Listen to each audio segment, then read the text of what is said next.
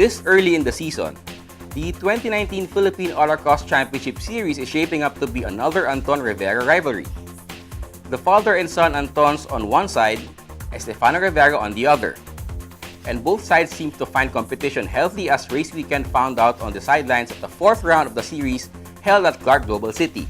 Our conversations with the rivals as well as with one of the contenders in the distaff side of competition are up next on Race Weekend.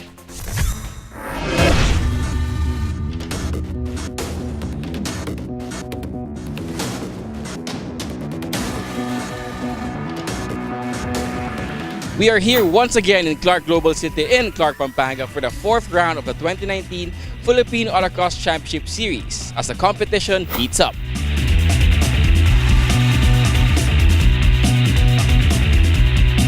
Just the day before this leg of the Autocross Championship, a slalom event was being held on the same Clark thoroughfare. And like the day before, the sounds of engines revving and tires squealing filled the air on this corner of the Clark Global City. Over the course of the day, entries of cars and drivers took to the course marked out by pylons and barriers.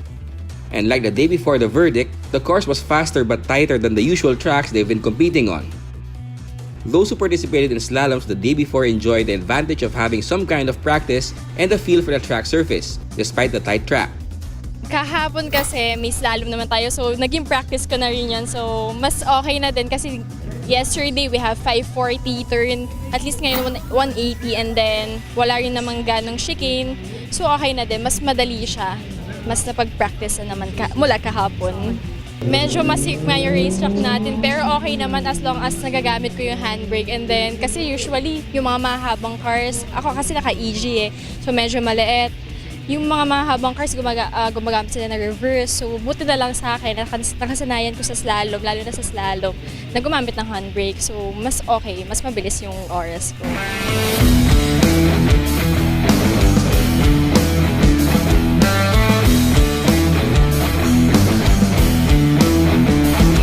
Early on, as the top guns of Autocross completed their first few runs, it became clear that it was again a fight among two Antons, Father Carlos and son Inigo, and Estefano Rivera for the fastest time of the day.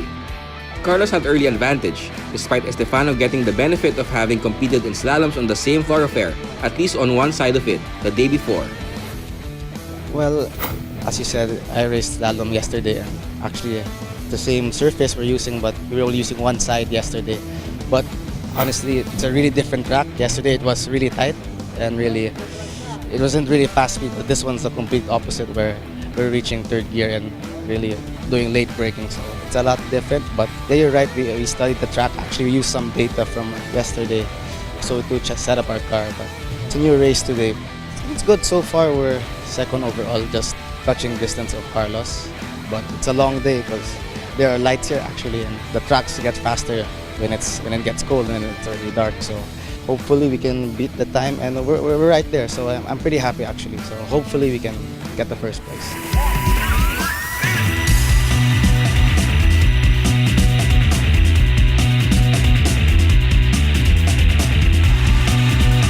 The Antons, like most everyone who were not at the venue competing a day before, also found the track fast, tight, and tricky. Actually, it is. It's very fast, and we get up to very high speeds. But it's also one of the tightest ones that we've joined.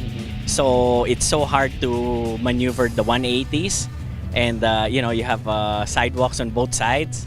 So it's scary. Yeah. So first of all, it was like my first runs. It was super tricky.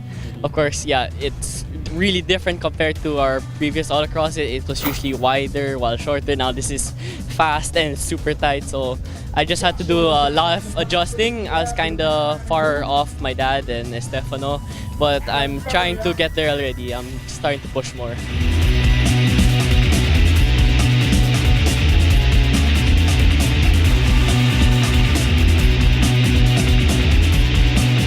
Both the Antons and Estefano enjoyed the heated competition, all respecting the other's skills and believing that the competition is pushing them all to get better and to go faster.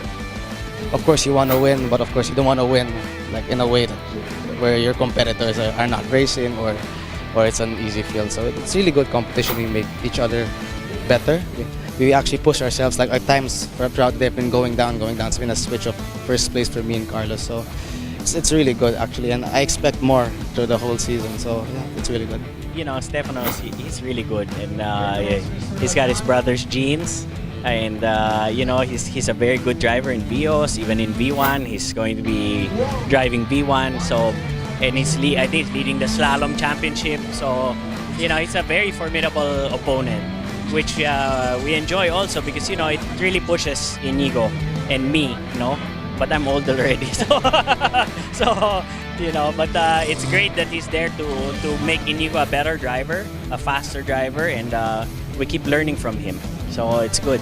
So like how I feel is like I'm competing with Milo again back when I was in slalom, and of course last year in autocross, like the same family but still the same talent and speed they've got. So of course, so I just always try to learn as much as I can because I know this helps me also push. I'm still young, I still have a lot to learn, so I'm really thankful that we have competitors like the Riveras because it really pushes us. It makes me learn a lot.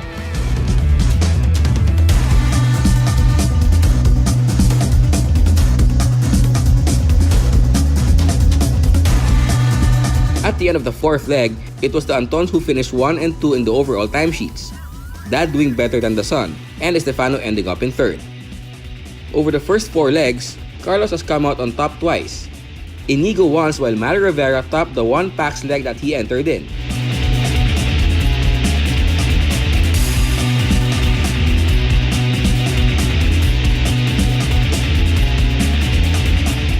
That ends our coverage of the 4th round of the 2019 Philippine Autocross Championship Series here in Clark Global City in Clark, Pampanga. See you next week.